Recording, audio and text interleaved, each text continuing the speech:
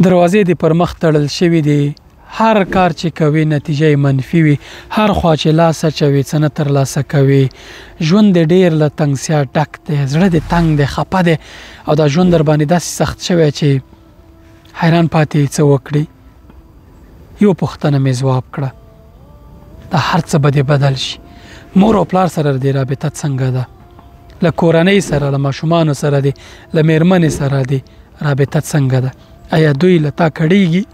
آیا مور چې کله شپې ویده کېږي، پلار چې کله شپې ویده کېږي، ستا دغه حالت، ستا چلند دوی ځوروي؟ په دردېدلي زړه او په خفه زړه باندې درنه ویده کېږي؟ که داسې وي نو ځواب یې همدا دی. دغه حالت بدل کړه. د مور او پلار احترام کوه، کورنۍ سره ښه وخت تېروه، په اولادونو باندې شفقت کوه، مهرباني کوه. ظالم انسان مه جوړېږه د دوی په حق کې. ټول ژوند به کامیاب او بریالی انسان اوسي.